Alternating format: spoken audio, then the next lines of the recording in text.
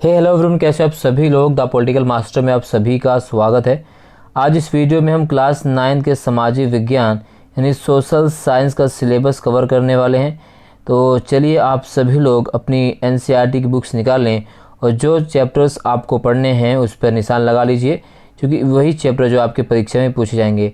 तो सबसे पहले दोस्तों बात कर लेते हैं कि आपके जो सामाजिक विज्ञान की पाठ्य पुस्तक है उसे 4 भागों में जो बांटा गया है वो 4 भाग हैं। भारत एवं समकालीन विश्व, दूसरा है समकालीन भारत यानी पॉलिटिकल साइंस, या कह लीजिए इसको ज्योग्राफी आप कह सकते हैं, माफ़ कीजिए ज्योग्राफी है ये, ठीक है।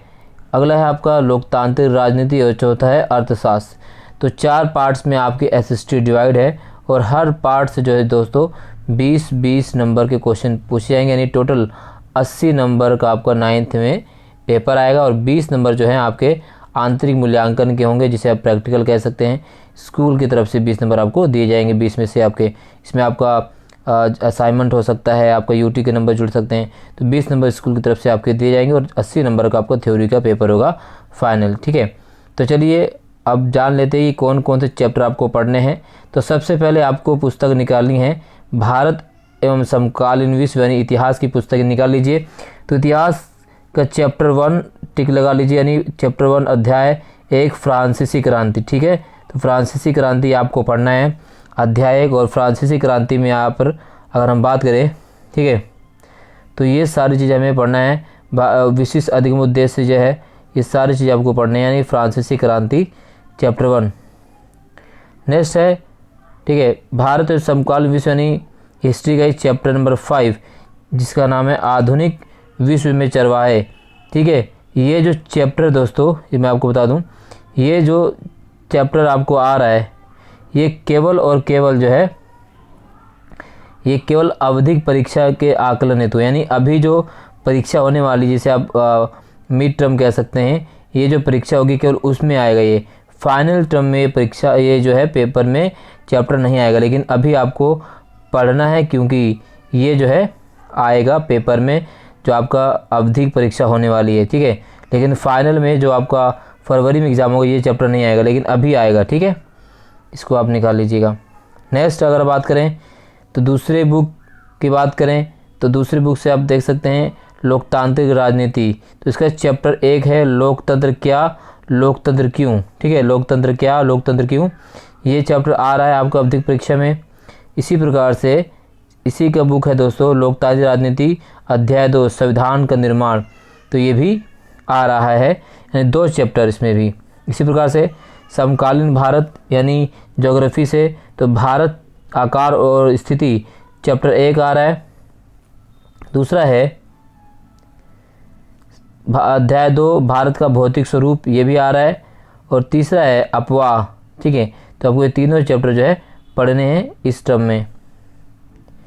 इसी प्रकार से इको की अगर हम बात करें, अर्थशास्त्र की बात करें तो पालमपुर गांव की कहानी केवल ये आवधिक परीक्षा आकलन है। तो यानी ये जो चैप्टर दोस्तों ये आवधिक परीक्षा की है, आपके फाइनल टर्म में नहीं आएगा, याद रखिएगा, ये केवल अभी आएगा, ठीक है ना।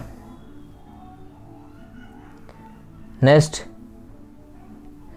संसाधन के रूप में लोग, ठीक है, संसाधन के रूप में लोग, ये 2 चैप्टर आपको करने हैं। अब यहाँ पर देख सकते हैं ये अर्धवार्षिक परीक्षा के लिए, ठीक है। उपरोक्त पाठ्यक्रम जो है 15 सितंबर तक पूरा करवा लिया जाएगा और ये केवल आपके अर्धवार्षिक जो परीक्षा है उसके में ही ये क्वेश्चन आएंगे, ठीक है। अब बात कर लेते हैं, ठीक है, आप देख सकते हैं चैप्टर नंबर 2 अध्याय 2 यूरोप में राष्ट्रवाद और रूसी क्रांति, या हिस्ट्री का ये चैप्टर भी आपको निशान लगाना है। हिस्ट्री निकाल लीजिए अध्याय 2 यूरोप में राष्ट्रवाद और रूसी क्रांति, ये फाइनल टर्म में आएगा। इसके बाद आप देख सकते हैं इसके बाद भारत और समकालीन इसका हिस्ट्री नंबर चैप्टर नंबर 3 जिसका नाम है नासीवाद एवं हिटलर का उदय, ये भी आएगा, इसको भी आप टिक लगा लीजिए, ठीक है। इसी प्रकार से दोस्तों वन समाज एवं उपनिवेशवाद, वन समाज और उपनिवेशवाद, ये भी चैप्टर जो है आपका आ रहा है, ठीक है ना। ये यहाँ पर देख सकते हैं यहाँ क्या लगाया गया है भूगोल के। यहाँ पर अगर हम बात करें भूगोल के अध्याय 5 प्राकृतिक वनस्पति और वन्यजीव के साथ अंतर्वर्षीय परियोजना के लिए है, ठीक है। तो ये अंतर्वर्षीय परियोजना के लिए है। इसके अगर हम बात करें लोकतांत्रिक राजनीतिक चैप्टर नंबर 3 चुनावी राजनीति आ रही है, ये आपका चैप्टर आ रहा है।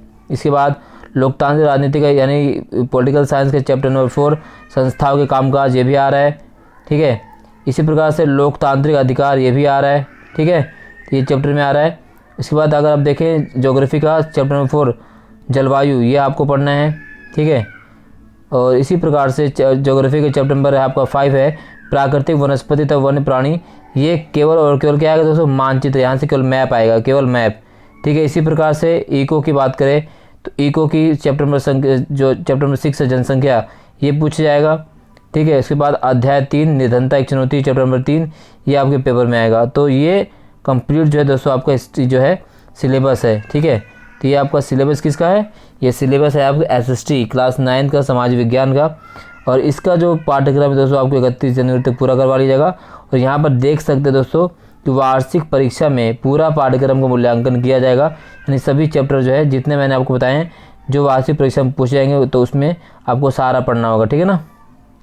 इसी प्रकार से मैप की अगर हम बात करें तो मैप कौन कौन से, ठीक है, कौन कौन से चैप्टर से मैप आएगा, तो मैप आएगा फ्रांसीसी क्रांति से, ठीक है। तो फ्रांसीसी क्रांति से मैप आने का इतिहास से 2 नंबर के जो है आपके मैप आएंगे। इसी प्रकार से दोस्तों ज्योग्राफी से 3 नंबर के मैप आएंगे।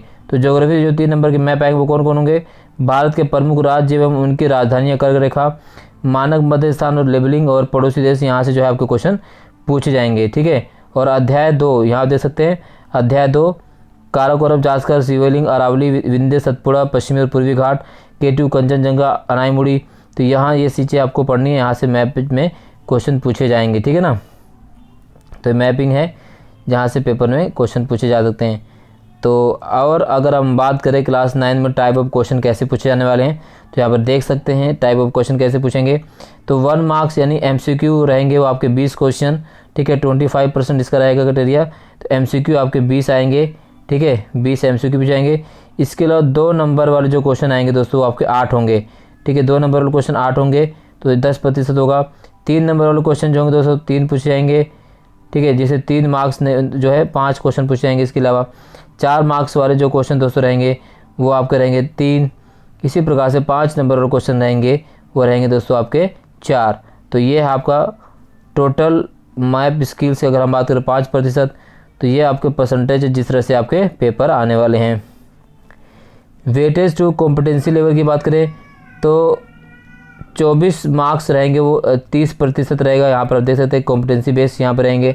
तो वो जैसे जैसे पेपर बनने वाले वो सारी चीज़ यहाँ पर बता रखी है। तो ये है कंप्लीट आपका सिलेबस एसएसटी का क्लास 9। तो इस वीडियो में इतने दोस्तों, मिलते हैं नेक्स्ट वीडियो में, तब तक जय हिंद, धन्यवाद।